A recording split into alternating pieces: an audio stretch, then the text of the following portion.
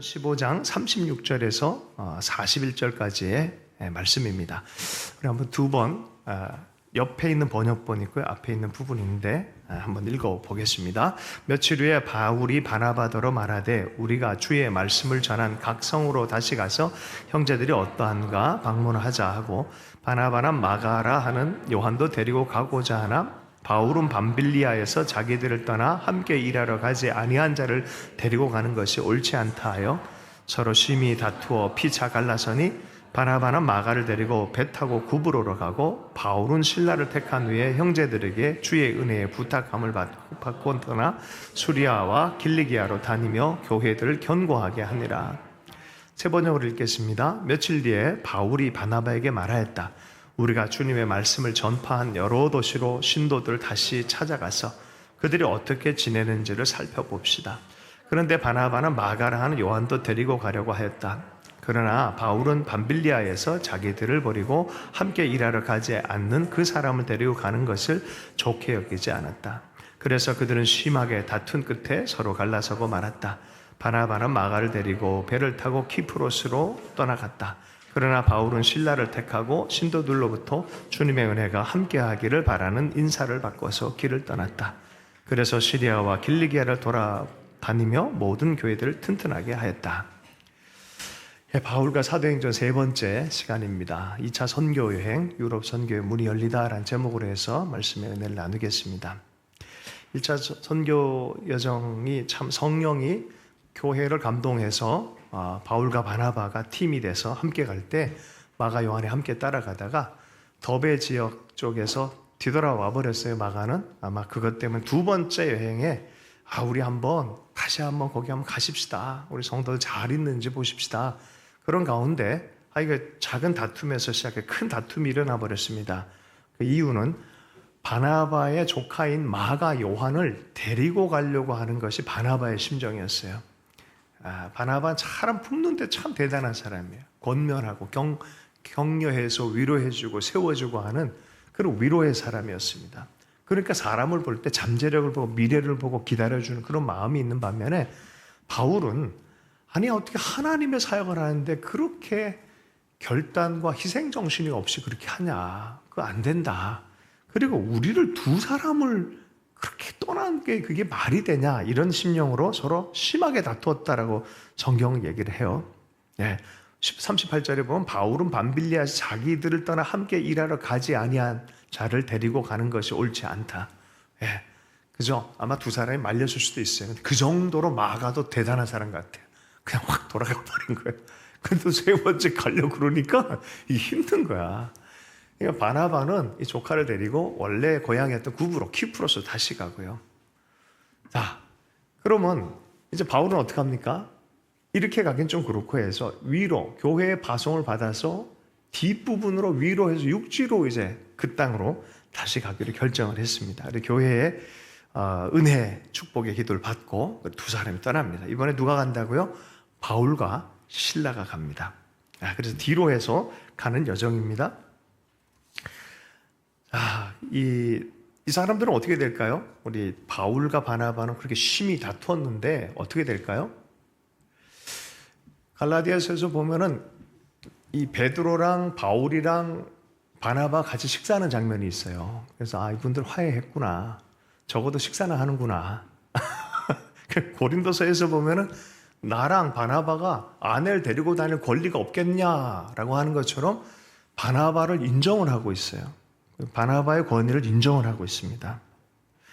자, 그럼 바울과 마가 사이는 어떻게 됐을까요? 골로새서 4장 10절에 보면 나와 함께 갇힌 아리스다고와 바나바의 생질 마가와 이 마가에 대해서는 너희가 명을 받았음에 그가 이르거든 영접해라. 그는 이제 영접할 만한 사람이다. 그땐 그때고 지금은 굉장히 성숙한 사람이다. 받아라 라고 얘기를 합니다. 디모데후서 시간이 많이 지나서 바울의 말년은 어떻게 변하냐 이렇게 변합니다. 누가만 나와 함께 있느니라. 내가 올 때 마가를 데리고 오라. 그가 나의 일에 유익하니라. 할렐루야. 바울의 마음이 이렇게 변했어요. 그죠? 바울만 변했을까요? 그 자리에 가는 마가는 속 편했겠어요? 그죠? 마가도 변했어요. 요한마가 이 바울이 같은 마음으로, 같은 동력의식으로 이렇게 말년에 사역하는 거 보게 되집니다. 때로는 우리가 부딪힐 수도 있고 어려울 수도 있어요. 좋은 일 때문에 싸울 수도 있습니다. 그런데 성장하는 건 우리의 책임이에요. 계속해서 품고 은혜 안에서 대화하고 성장해서 나가고 또 관리하고 예방하고 또 품어 안고 주의 뜻을 깊이 이해하는 그런 공동체가 되는 것을 성경을 통해서 봐요. 와, 이 초기에 바울 만났으면 면도날이었을 것 같아요. 다 그냥 그랬을 것 같습니다. 자, 어쨌든 다시 한번 돌아갑니다. 바울과 실라가 이제 육로를 타고 위로 원래 선교했던 그 첫 번째 땅으로 갑니다. 바나바가 키프로스 구브로에 간 것처럼 바울의 고향이 길리기아 다소가 있어요. 바로 그 지역도 갑니다. 그래서 10년 동안 거기 묻혀서 신앙생활을 했잖아요. 아마 거기에 성도들도 만나서 교제를 나눴을 것 같습니다. 가는 과정에 이번에도 3,400m가 되는 타우루스 그 산맥을 또 넘어가야 됩니다. 타우루스 동쪽은 길리기아 평야가 있고요.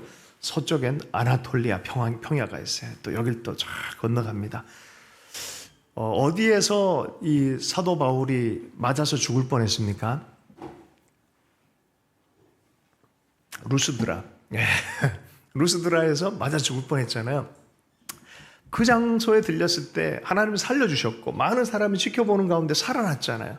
근데 거기에 갔을 때 아주 귀한 영적인 아들을, 그래서 바울을 지켜보고 있었고 바울의 고통 안에 하나님은 어떤 일을 행하셨는지를 다 보았던 영적인 아들이 된 디모데가 이 팀에 합류합니다.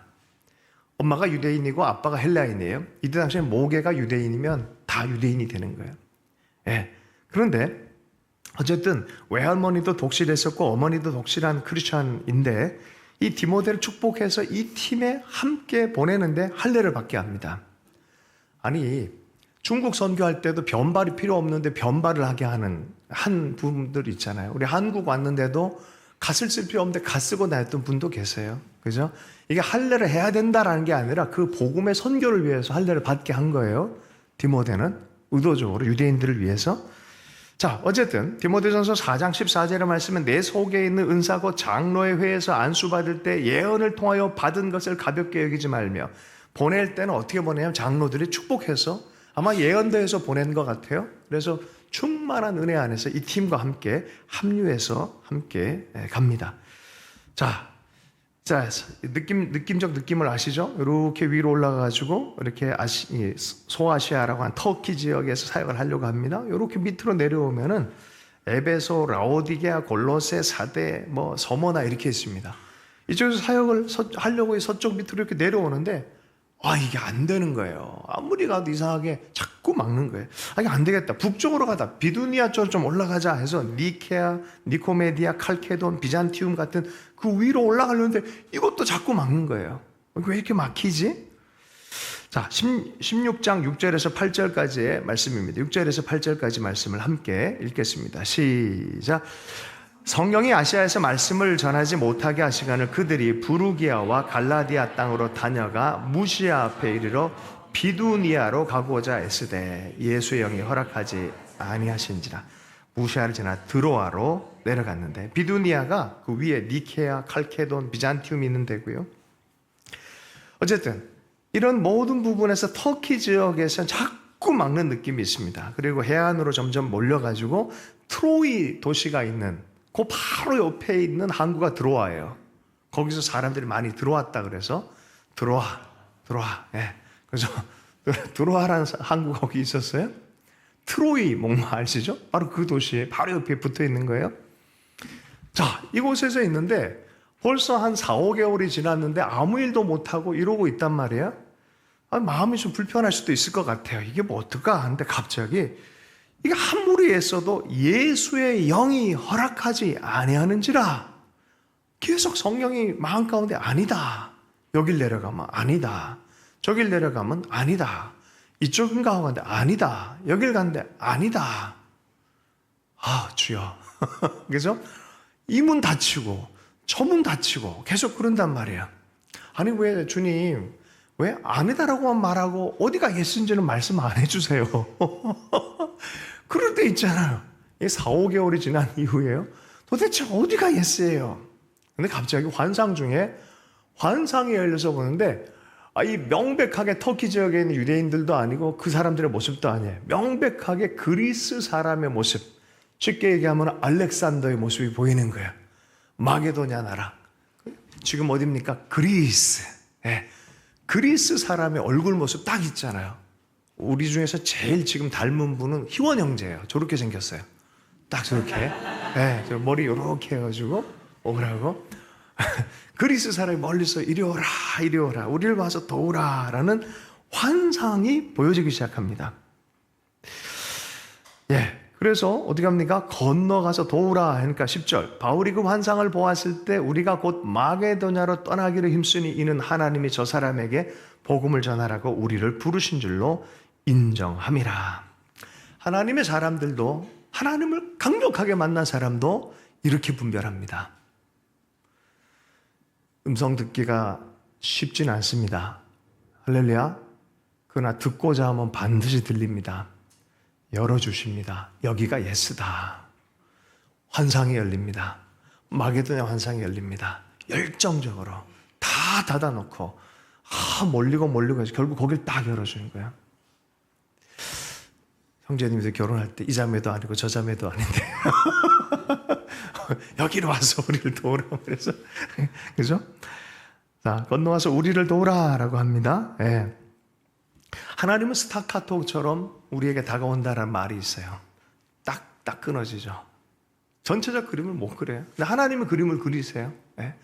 여기 와서 어떤 일이 생긴지 보십시다. 첫 성이 어디냐면은 바로 빌립보 교회입니다. 빌립보 지역입니다. 빌립보는 아주 굉장히 큰 도시이고 여기 마게도냐의 관문 도시입니다. 자, 13절부터 15절까지 말씀을 함께 읽어보겠습니다. 시작. 안식일에 우리가 기도할 곳이 있을까요? 모인 여자들에게 말하는데 두아디라시에 있는 자색 옷감 장사로서 하나님을 섬기는 루디아라 하는 여자가 말을 듣고 있을 때 주께서 그 마음을 열어 바울의 말을 따르게 하신지라. 그와 그 집이 다 세례를 받고 우리에게 청하여 이르되 만일 나를 주 믿는 자로 알거든 내 집에 들어와 요하라 하고 강권하여 머물게 하니라. 아마 여기는 회당이 없었던 것 같습니다. 안식일에 보통 사도 바울은 습관대로 회당에 가서 말씀을 전하는데 없었던 것 같아요. 그래서 유대인들이 있는 곳이 어딘가 아마 살폈을 거고 습관적으로 바벨론 강가에서 이들이 미팅을 했던 것처럼 여기도 강가에서 기도 모임들이 있을 거다라는 생각을 해서 강가에 갔는데 자매님이 한 분 계셨어요. 그분이 루디아였습니다. 자세가 옷감 장사였어요. 그냥 무역하는 것 같아요. 옷 패션. 할렐루야. 우리 김정희 목사님. 할렐루야. 예. 오베이 뭐 이런 거 하셨어요? 네. 그런 거 하셨던 거예요? 그런 거? 가서 만났어요. 이 여인이 이렇게 얘기합니다. 주께서 그 마음을 열어 바울의 말을 따르게 하신지라. 들어서 이해했다가 아니에요. 하나님이 마음의 문을 열어서 믿게 되는 거예요. 믿음은 그런 거예요. 하나님이 주지 않으면 들려지지 않습니다. 하나님이 듣게 하고 믿게 하게 만든 거죠. 이것이 계획도 못한 만남이었는데 이게 팀이 된 거예요. 빌립보 성의 첫 번째 신자가 되고 그 집에 사람들이 다 세례를 받게 된 거예요. 그리고 우리 집에 와서 좀 유해라, 이제 좀 머물러 계시라라고 말합니다. 자, 그 지역에서 일어난 일입니다. 16절부터 19절까지 말씀을 읽어보겠습니다. 시작. 우리가 기도하던 곳에 가다가 점치는 귀신 들린 여종 하나를 만나니 저물어 그 주인들에게 큰 이익을 주는지라. 그가 바울과 우리를 따라와 소리 질러 이르되 이 사람들은 지극히 높은 하나님의 종으로서 구원의 길을 너희에게 전하는 자라 하며 이같이 여러 날을 하는지라. 바울이 심히 괴로워하며 돌이켜 그 귀신에게 이르되 예수 그리스도의 이름으로 내가 내게 명하노니 그에게서 나오라 하니 귀신이 즉시 나오니라. 여종의 주인들은 자기 수익의 소망이 끊어진 것을 보고 바울과 실라를 붙잡아 장터로 관리들에게 끌어갔다가 몇몇 분들은 그 사람의 정체를 정확하게 아는 무당들을 만날 때가 있어요. 어떤 아주 충만한 권사님 무당이 딱 보더니 당신은 전능하신 하나님을 섬기는 분이시더라고. 네. 할렐루야. 여러분의 공력을 시험하길 원하면 농담입니다. 아주 그런 경우가 있어요. 네. 마귀도 영적인 존재잖아요. 그러니까 아는 거예요. 영적인 사람들은 아는 거예요. 뒤따라다니면서 바울과 실라와 이 선교팀에게 계속 이렇게 얘기하니까 옆에 사람 다 들리게 지극히 높은 하나님의 종으로서 구원의 길을 너희들에게 전한 사람이다. 이거 하루 한 번, 두 번도 아니고 계속 따라다니면서 며칠을 보니까 얼마나 괴로웠겠습니까? 드디어 견디다가 못해서 귀신에게 이르되 예수 그리스도의 이름으로 내가 내게 명하노니 그에게서 나오라 하니 귀신이 즉시 나았다라고 말합니다. 그러면 정신이 똑바라지면은 얼마나 좋습니까? 영적으로 얼마나 힘들고 괴로움 당하는 인생이겠습니까? 지금 뭐 하고 싶어서 했겠습니까? 그죠? 무당의 대부분은 하고 싶어서 하는 사람들 없다 그럽니다. 사로잡혀서 그런 걸 어떻게 해요? 자유케 된 아이를 보고 보세요. 19절 여종의 주인들은 자기의 수익의 소망이 끊어진 것을 보고 아마 점쳐주면서 돈을 많이 벌었던 것 같아요. 아이고 사람이 회복되는 것보다 돈이 얼마나 더 나가는지 들어오는지 이게 더 중요한 거야. 그래서 이걸 고소를 해버린 겁니다. 이거 뭘로 고소해야 할지 모르지만 어쨌든 바울과 실라를 고소해버린 거야. 관리들이 끌어가서 네가 어떻게 이렇게 멀쩡한 사람 만들었냐 이런 걸로 때린 것 같아요. 말도 안 되는 이유로 그죠? 옷을 벗기고 매로 치고 23절 24절 많이 친 후에 옥에 가두어 간수에게 명하여 든든히 지키라 하고 그가 이러한 명령을 받아 그들을 깊은 옥에 가두다가 요새처럼 좋은 감옥 아닙니다. 실제로 가보면 되게 깊어요. 깊은 곳에 착고를 채워서 집어넣어 버린 거예요. 한번 좀 상상해 보자요. 요번은 조금 머물러서 상상해 보자고요. 억울하게 착한 이 좋은 일을 했는데 예수님 당시도 그랬잖아요.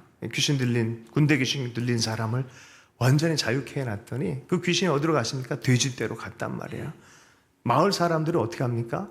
아이고 우리 더 남은 돼지떼 또 죽는다. 예수님 떠나십시오. 그랬잖아요. 멀쩡하게 된 사람, 회복된 사람보다 돈 문제가 너무 큰 문제가 돼버린 거예요. 똑같은 거예요.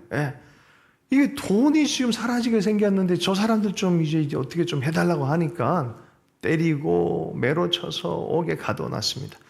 얼마나 마음이 아팠겠습니까? 그죠? 여러분, 여기에서 우리가 요새 계속 부르짖는 주제의 말씀이 등장합니다. 16장 25절 말씀 함께 읽어보겠습니다. 시작. 한밤중에 바울과 실라가 기도하고 하나님을 찬송하며 죄수들이 듣더라. 많이 맞았다 그래요? 수칠당했어요? 옳은 일을 했는데 막 구겨졌어요? 정말 구겨졌단 말이에요? 바울은 로마 사람인데도 신분적으로도 상당히 높은 사람인데도 이런 일을 당한 거예요. 마음이 어땠을까요? 기본적으로 마음이 되게 힘들었을 것 같아요. 그죠? 그런데 이분들은 하나님의 뜻에 맞추어서 이걸 해석할 수 있는 눈이 열린 사람이었어요. 이것을 있는 그대로 육신적으로 해석하지 않고 환경적으로 해석하지 않고 영적으로 해석하기 시작한 거죠. 기본적으로 하나님께 기도했습니다.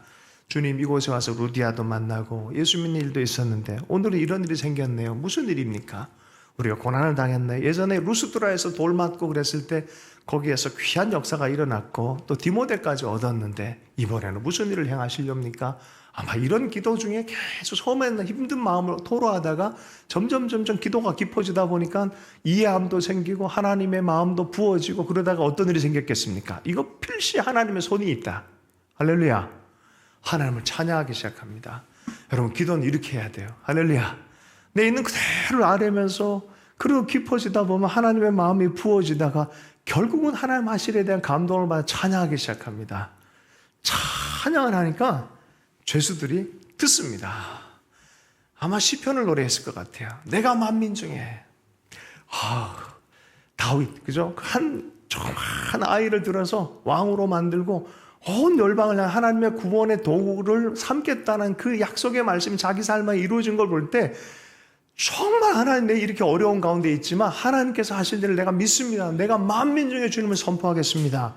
했던 것처럼 아마 사도 바울도 그랬을 거예요. 신라와 사도 바울이 그 마음으로 찬송했을 겁니다. 죄수들이 다 듣고 있어요. 누가 듣고 있었다고요?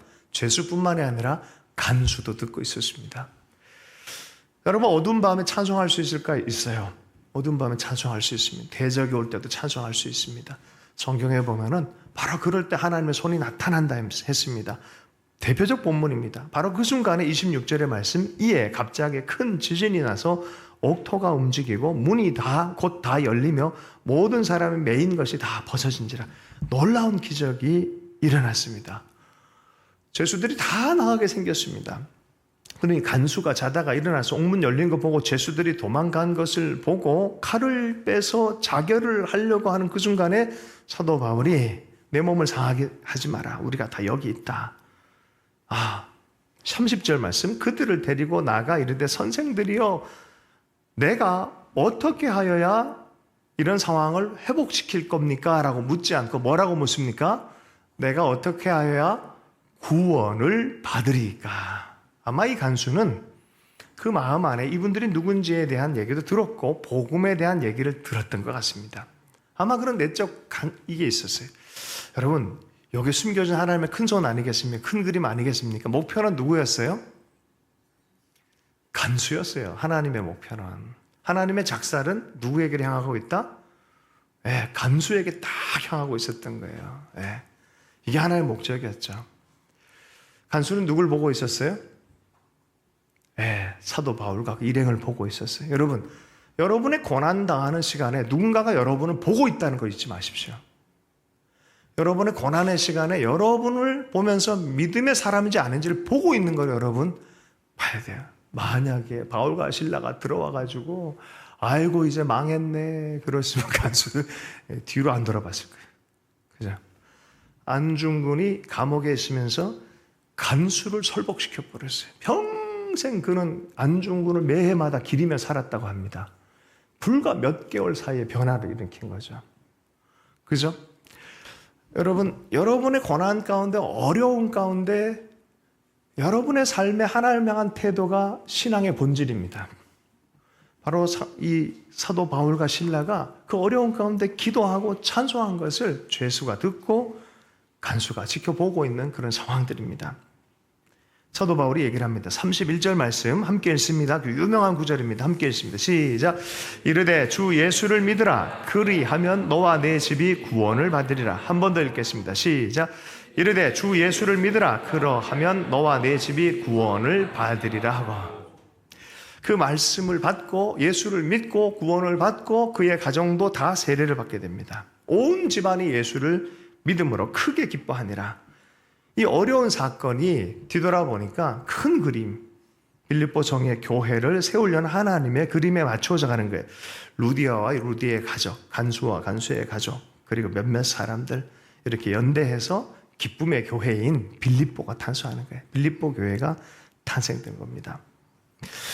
우리도 영적 공동체를 이루어가는 게 그냥 이룬 게 아니죠. 하나님이 이렇게 저렇게 부르셔서 이곳에서 또 이렇게 예배해라라고 불러주신 줄로 믿습니다. 빌립보서 1장 5절 6절 말씀, 이 교회를 향한 사도 바울의 그 마음이 전해지는데요. 함께 읽어보겠습니다.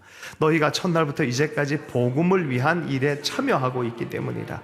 너희 안에 착하신 일을 시작하신 이가 그리스도 예수의 날까지 이루실 줄 우리는 확신하노라. 네.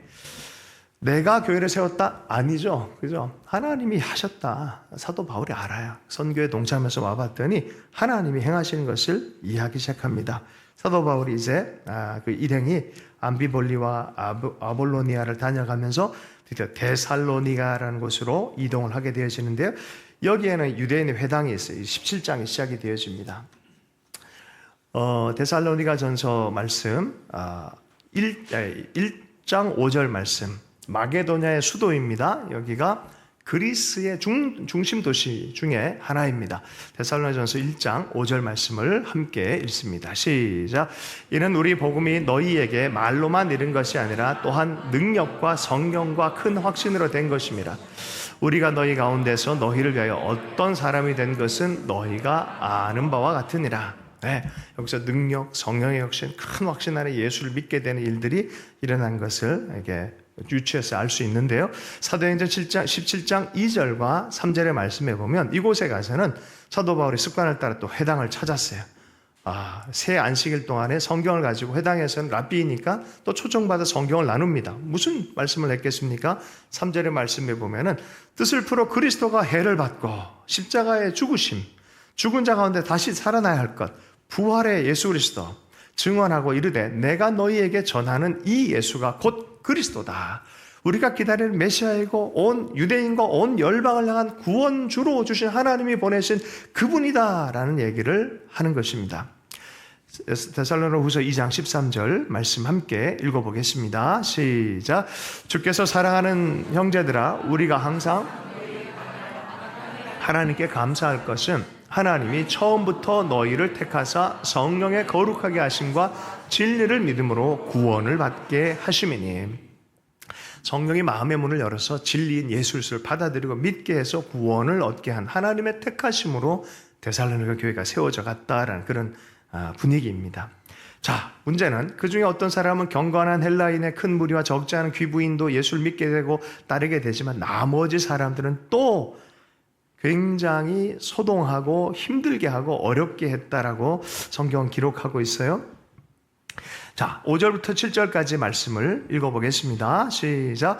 그러나 유대인들은 시기하여 저자의 어떤 불량한 사람들 데리고 때를 지어 성을 소동하게 하여 야손의 집에 침입하여 그들을 백성에게 끌어내려고 찾았으나 발견하지 못하며 야손과 및 형제들을 끌고 읍장들 앞에 가서 소리질러 이르되 천하를 어지럽게 하던 이 사람들이 여기도 이르매 야손이 그들을 맞아 들였도다. 이 사람들이 다 가이사의 명을 거역하여 말하되 다른 임금 곧 예수라 하는 이가 있다 하더이다 하니.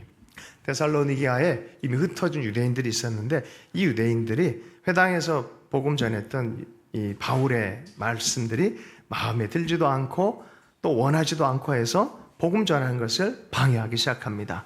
야손의 집에 있다라는 얘기를 듣고 가서 끌어내려고 했는데 이미 바울은 사라진 이후였습니다. 그래서 야손과 사람들을 이게 또 끌고 가서 어렵게 만들려고 할 때 보석금으로 풀려났더라라는 그런 얘기가 있습니다. 그러면 바울은 어디로 갔습니까?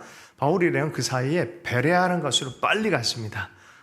베레아는 어떤 곳이었냐면 아주 이 말씀에 깊은 사모함이 있는 그런 사람들이 기다리고 있어요. 이런 데서 참 만나면 참 쉼이 됐을 것 같습니다. 17장 11절 말씀, 베레아에 있는 사람들은 데살로니가에 있는 사람들보다 더 너그러워서 간절한 마음으로 말씀을 받고 이것이 그러한가 하며 날마다 성경을 상고함으로.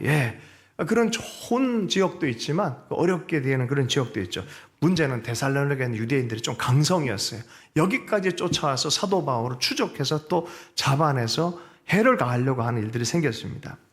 자, 그래서 실라와 디모데를 여기에 두고 사도 바울을 인도하는 사람들이 그를 데리고 아덴까지 이르매, 아덴이 어디입니까? 아테네까지 이르릅니다. 거기서 실라와 디모데를 자기에게 속히 오라고 명령을 받고 떠나니라 하라는 그 명령을 하고 그렇게 떠나게 되어집니다.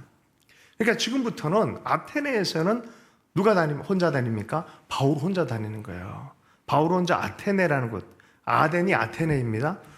소크라테스, 아리스토텔레스, 플라톤의 땅, 수많은 철학자들의 땅, 학교 공부하듯이 맨날 공부만 하고 뭔가 새로운 지적 자극을 받아야만 사는 사람들, 그게 아니면 삶이 이루어지지 않는 그런 사람, 진짜 그런 사람들의 땅이었어요. 그리스 최고의 땅 중에 하나예요. 그 사람들 모여가지고 서로 민회라는 곳에서 서로 얘기를 하면서 모든 걸 결정해요. 민주주의가 거기에서 또 일어났다 그러잖아요. 그게 철학자들. 그런데 아이러니컬하게 본질에 대해서 생각을 많이 하다 보니까 신에 대한 생각들도 많고 신에 대한 이야기도 너무 많은 땅이에요. 온 도시 전체가 신을 향한 땅처럼 철학자의 땅이며 신을 향한 그런 땅이 되어진 상태. 사도 바울이 한번 유람을 했겠습니까? 아니죠. 그 땅에서도 복음을 전하려고 지켜보는데 이게 뭐 가관이 아닌 거야. 뭐 다 우상 숭배하고 뭐 사람들은 계속 말하고 가르치는 것에 아주 집중하고 있는데 가다가 보니까 우리 윤리 교과서에 나오는 철학자들 만납니다. 두 부류의 사람을 만나는데 한 부류가 스토아 학자들, 한 부류가 에피쿠루스 학파. 두 부류의 사람을 만나요. 스토아이즘 이 사람들은 만유 가운데 다 신적인 어떤 이야기들이 다 있다고 믿는 사람들이에요. 그러니까 경건하게 좀 살아야 돼. 좀 약간 그런 류의 경건하게 살려고 애쓰는 사람들이 스토아 철학자 따르는 유의 사람이고, 신들 많이 있긴 한데 신경 안 써. 니들 신경 안 써. 거기에 세계들이 있어. 그 신들의 세계가 있고, 자기들끼리 이렇게 갈등하면서 살 거야. 그러니까 너희들 행복하게 살아. 이게 에피쿠루스예요. 그래서 이런 학자들도 만나서 이런저런 얘기를 하는데, 야, 너 짹짹이 같다? 이렇게 얘기를 한 거예요. 이게 뭐냐면, 이 말쟁이, 이게 좀 낮추는 말이에요. 실제로 관용어구처럼. 짹짹이네? 너 한번 들어보자. 하더니, 그때 당시에 누구든지 말할 수 있는 아레오바고라는 곳에 도시 중앙에 많은 연설하는 연설단 같은 게 많이 있어요. 스피커들의 자리 이런 공원에 어떤 영국이나 미국에 가면 그런 게 있어요. 그런 것처럼 말할 수 있는 기회를 허락한 거죠. 거기서 연설을 하는데 그 유명한 아레오바고 연설을 하기 시작합니다. 저희가 그냥 랩업해서 얘기를 하면은 모든 혈통을 하나로 만드셨다. 그리고 여러 땅에 하나님 분정해서 살게 했다. 코리아에 속한 사람들은 이렇게 살도록, 또 중국에 속한 사람들 이렇게 살도록, 아프리카에 속한 사람들 이렇게 살도록 거주의 경계를 이렇게 한정해 두셨는데 바로 그런 때가 있다. 그리고 하나님 그냥 받아주시는 때가 있다. 그러나 지금은 예수 그리스도를 들어야 될 때다라는 굉장히 문화 인류학적이면서도 굉장히 사람들 마음 안에 접근할 수 있는 언어를 가지고 접근하기 시작합니다. 그리고 야, 니들 참 종교성이 많은 것 같다. 질문을 던지고 칭찬해 주면서 마음의 문을 열면서 본질로 들어갑니다. 짧은 시간 안에 그들의 철학 체계에 부딪힘 없이 쫙 하면서 그들의 생각 자체를 그리스도께로 쫙 가져옵니다. 이제는 정한 때가 있다. 그분 앞에 서지 않으면 모든 사람들이 죽을 것이다. 심판 앞에 머물게 될 것이다 라고 말합니다. 하나님의 소생이라고 너희들 중에서도 찾다가 알지 못하는 신이라는 이름도 만들어냈고, 어떤 시인은 하나님의 소생이라는 이름까지도 하는 얘기를 할 정도로 뭔가 개념은 있는데 명확하지 않은데 지금은 명확하다. 그 명확성이 누구냐? 예수 그리스도다. 그분이 심판주다. 그분이 죽어주셨고 그분이 우리를 위해서 사셨다.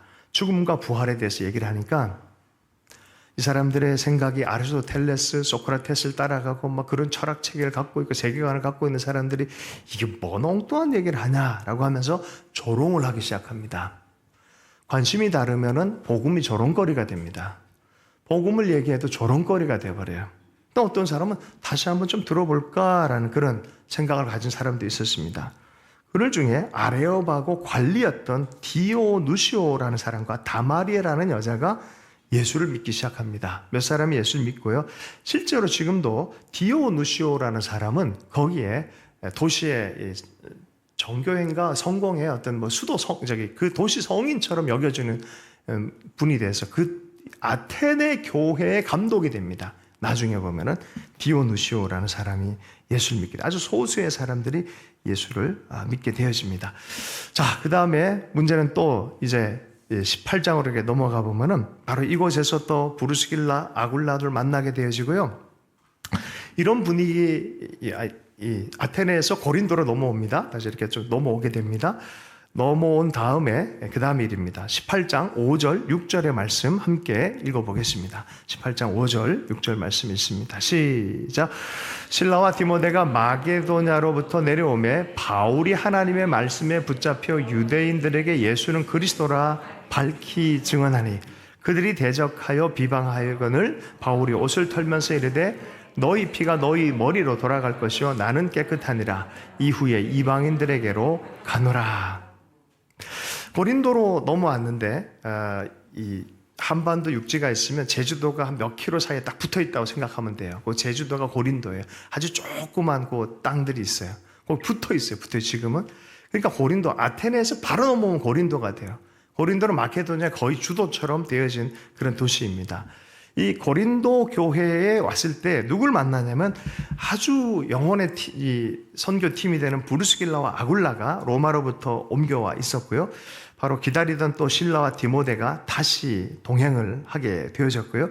팀으로서 또 주님의 말씀을 예수가 그리스도다라고 열심히 증언하기 시작했을 때 대적하는 사람도 있었고 주님께로 돌아오는 분도 있었는데 이곳에서는 희한하게 회당장들이 예수를 참 많이 믿어요. 유대인들도 꽤 있었어요, 거기. 그러니까 유대인의 회당에 가서 복음을 전하는 회당장이 예수를 믿어요. 그런데 또 대적하는 사람도 많이 있습니다. 그들이 대적하여 비방하거늘 바울이 옷을 털면서 이르되 너희 피가 너희 머리로 돌아갈 것이요 나는 깨끗하니라. 이후에 이방인에게 가노라. 내 원칙이다. 처음엔 유대인에 전하지만 너희들 싫어하면 나는 이방인에 가노라. 그리고 갔어요. 이방인을 찾아서 갑니다. 어디에 갑니까? 본문을 자세히 보면 바로 옆에 디도 유스도라는 사람의 집이 있는데 회당 옆이었더라라고 얘기했어요. 나는 이방인이라고 가노라. 그러고 갔는데 회당 옆집으로 갔어요. 아주 안 재밌습니까? 그래서 바로 옆으로 가서 복음을 전합니다. 네. 좀 힘들었을 것 같아요. 여러 가지로 힘들었어요. 자, 그런데 18장 9절의 말씀에 보면은 아주 기가 막힌 구절이 있어요. 복음을 전할 때 힘들지 않은 경우가 거의 없잖아요, 사실은. 사람이 주님께 돌아오는데 힘들지 않은 경우가 어디가 있겠어요. 그런데 고린도전서 18장, 사도행전 18장 9절의 말씀에 사도 바울의 마음을 알아서 이렇게 하나님께서 말씀하십니다. 함께 읽어보겠습니다. 시작. 밤에 주께서 환상 가운데 바울에게 말씀하시되 두려워하지 말며 침묵하지 말고 말하라. 네. 그 다음 구절이요. 10절도 한번 띄워주세요. 함께 읽습니다. 시작. 내가 너와 함께 있음에 어떤 사람도 너를 대적하여 해롭게 할 자가 없을 것이니 이는 이 성중에 내 백성이 많음이라 하시더라. 예, 보기에는 힘들어요. 또 힘든 일 당하겠구나 뭐 이런 느낌으로 있는데 아마 위축이 됐던 것 같아요. 하나님께서 환상 중에 말씀합니다. 두려워하지 마라. 말해라. 두 번째 뭐예요? 이 성중에 뭐가 많다고요? 내 백성이 많다. 아직 복음도 안 전했는데 하나님은 하나님의 백성을 이름으로 알고 계세요. 북한 사역을 하는 오대원 목사님 89세입니다. 이번에 상을 받으신 그 자리에 갔다가 참 감동이 됐어요. 근데 그분이 그런 얘기예요. 내가 이제 89세가 됐으니 나이가 많으니까 이제부터 새로운 일을 할 거라고. 웃긴 얘기예요, 이거는. 웃기려고 하신 얘기인데 감동받았어요. 내가 새로운 일을 할 거라고. 무슨 일? 북한을 향해서 계속적인 일을 하겠다는 거예요. 하나님의 마게도냐 환상처럼 그분에게 있는 거예요. 언제 그런 환상이 생겼냐? 두 가지 환상이 있었어요. 첫 번째가 기도하는데 아이들 이름이 자꾸 생각이 나서 적어놨대요, 묵상으로. 그리고 북한을 방문해서 고아원에 갔는데 이 적어놓은 이름이 그대로 아이들의 이름이 있는 거예요. 너무 충격을 먹은 거예요. 그래서 그 책을 기술하셨어요. 나중에 북한을 사랑하시는 하나님. 그냥 퉁 쳐서 사랑하는 게 아니라 한 사람 한 사람 누가 내 백성인지를 알고 있는 거예요. 누가 주님 안에 들어올 사람인지 믿음의 사람인지 알고 있는 거예요. 고린도 성에서 힘들고 위축되어 있는데 두려워하지 마라. 계속 얘기해라. 이 백성 중에 내 백성이 많다. 사도 바울은 몰라요. 근데 하나님은 알아요. 내 백성이 많다. 그래서 거기서 1년 6개월 이상을 머물면서 고린도에서 사역을 참 많이 합니다. 굉장히 화려한 도시이고 굉장히 대적적인 도시이고 굉장히 세속화되어진 도시예요. 고린도 전후서를 보면 얼마나 많은 문제가 있습니까? 근데 그런 도시에서 내 뜻이 있으니까 거기서 오래 머물며 계속해서 복음을 가르쳐라라고 선포해라라고 말씀한 것이죠. 자, 그러다가 또 문제가 또 생깁니다. 사람들이 또 데리고 가서 막 회장당자 예수 믿고 막 이러니까 갈리오란 총독 앞에 딱 데리고 갑니다. 갈리오란 총독은 세네카의 아들이에요. 세네카의 아들의 아들은 또 세네카입니다. 그 세네카는 네로 황제의 교사였습니다. 세네카 굉장한 사람들이 이 사람 시대적으로 그 총독의 가족이에요. 아들인가 그래요. 그래서 이 작은 세네카의 형인가 그래요, 이 사람이. 왜 갈리오가 됐냐면은 입양돼가지고 이름이 갈리오로 변한 거예요. 사실 세네카예요. 세네카 가정이에요. 이런 사람들과 동시대를 같은 도시에서 살아가는 거예요. 로마의 법이 있고 복음의 사람이 있고 그 앞에 가서 그냥 막 또 고소당해서 어려운 일 당하려고 했을 때 세네카가 그럽니다. 저기 갈리오가 그럽니다. 야, 니들 법에 대한 거면 로마법에 관한 것만 내가 관여하지만 니들 종교법과 율법에 대한 거라고 하면 나 신경 안 쓴다. 니들 알아서 해라 하고 던져 놔버립니다. 그러니까 유대인들이 자기들이 권위를 얻은 걸로 착각을 해서 또 예수 믿게 된 소스데네라는 회당장을 가지고 막 드립다 때립니다. 예. 소스데네가 나중에 또 귀한 하나님의 사람이 되어집니다. 그리고 또 바울은 또 이제 피해서 이렇게 여정을 또 가게 되어집니다. 그리고 에베소로 돌아오면서 이제 고린도 지역에서 마지막으로 겐기리아라는 지역에 와서 나시린 소원에 따라서 했던 것을 마무리하면서 머리를 이제 자르는 그런 일들을 하면서 이제 2차 전도 여행이 마무리가 되어집니다. 오늘 말씀 보면서 좀 몇 가지 생각을 했으면 좋겠습니다. 하나님의 나라의 일은 사실은 내 일상과 연결이 되어 있어요. 하나님 나라 거대한 주제는 거대한 사람들이 하는 게 아니라 내 일상과 조밀하게 이렇게 되어졌어요. 만남을 보세요. 사소한 만남이에요. 그죠? 감옥에서도 만나고 강가에서도 만나고 이래저래 또 옷 지으면서 천막지게 한 아굴라와 브리스길라 같이 천막지게 하면서 만나고 또 지지도 받고 격려도 받고 일상과 연결되어진 하나님 나라 일들이 진행되고 있다는 거예요. 두 번째는 하나님께서는 닫힌 문을 주실 때는 열린 문을 꼭 예비하고 계시다는 거예요. 할렐루야. 어둠 가운데 있는 것처럼 눌려 있을지 모르지만 하나님은 어둠 가운데도 노래를 주시는 분이라 그러잖아요. 열린 문, 또 새로운 해석, 넘어가게 하고 또 가서 또 일하게 하고 하는 그런 일들을 하나님 예비하신다는 거죠. 하나님을 신뢰하십니까? 이 여정을 통해서 사도 바울은 삶 전체를 애쓰면서 가는 초인적인 힘을 발휘하는 모습을 보게 되었어요. 그러면서 이런 열망을 해봤어요. 우리는 언제 이렇게 살아볼 수 있을까? 할렐루야. 네. 우리도 하나님의 마음으로 이렇게 주님 나라를 섬기다 갔으면 좋겠다 하는 그런 생각이 들었어요. 어저께 설교 준비하면서 사도행전 말씀을 이렇게 듣고 피곤하듯 보니까 음성으로 몇 번 이렇게 들었었어요. 듣는데 어떻게 하다 보니까 알고리즘으로 이렇게 넘어가 버렸어요. 다른 분의 설교가 이렇게 나오는데 제가 그 설교를 듣다가 이렇게 연결이 쭉 되는 거예요. 하나님이 내 삶을 아실까? 어떤 교회에서 부흥회하는 어떤 목사님에 대한 이야기입니다. 의사 선생님이셨다가 가정이 깨지고 힘들어진 상태에서 성남 저쪽 지역에서 아이들 사이에서 불황아들과 같이 살면서 수십 년 동안, 10여 년 동안 고통을 당하시고 어려움 당했는데 바로 그곳에서 주님을 인격적으로 만나고 노숙자 사이에 있는 예수님을 만나고 그리고 아버지 목사님 집으로 다시 돌아와서 그 기도처에 딱 섰을 때 종아 잘 왔다. 그러면서 주님께서 받아주시고 주님의 나라 일들을 열심히 해가는데 순간순간마다 하나님께서 보고 있다. 내가 너를 보고 있다. 다른 사람 몰라도 내가 너를 보고 있다. 하나님이 인정하는 믿음이 있다는 거야. 어떤 날에 이분의 멘토가 한 분 있었는데 멘토 되는 분이 자기는 어느 때에 주님 불러주실 거다 그랬다는 거예요. 정말 그랬대요. 그렇게 해서 주님이 불러주셨다는 거예요. 그래서 그분이 진짜 진실한 멘토였고 영적인 사람이었구나라고 얘기를 하는데 그분이 그런 얘기를 하시더라는 거죠. 천국 아무나 가는 거 아니다. 두 번째, 올라갔더니 상급이 다르더라. 화려하고 멋진 하나님의 상급과 같은 집이 정말 있더래요. 누구 집이냐? 유명한 분이 아니라 정말 작은 곳은 날마다 하나님의 하라는 일을 최선을 다해 섬기는 정말 어려운 가운데 헌신하고 희생하는 그 순전한 믿음의 사람, 그 사람이 하나님께 예비한 것이다. 자기는 이걸 사명처럼 설교한대요. 마가의 다락방 박보영 목사님이라는 분의 이야기입니다. 여러분, 사도 바울이 어떻게 이런 열정이 있었을까요? 하나님을 봤죠.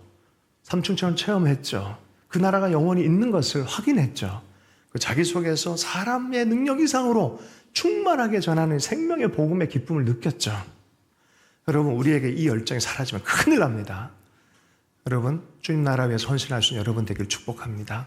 복음을 위해 쓰임받는 행복한 주님의 사람 되길 원하고요. 하나님이 막으시면 반드시 열어주십니다. 하나님이 때를 따라 열심히 또 주님께 간구하고 나아가면 반드시 인도해 주실 줄로 믿습니다. 주신 말씀 붙들고 함께 헌신하면서 기도하도록 하겠습니다. 하나님 아버지, 우리에게도 주님을 향한 열정이 계속해서 불타길 원합니다. 주님의 성령의 인도함 받아 살았던 사도 바울의 여정처럼 우리의 삶의 여정이 그렇게 될 수 있도록 은혜 허락하여 주옵소서. 예수님 이름 축복하며 기도했습니다.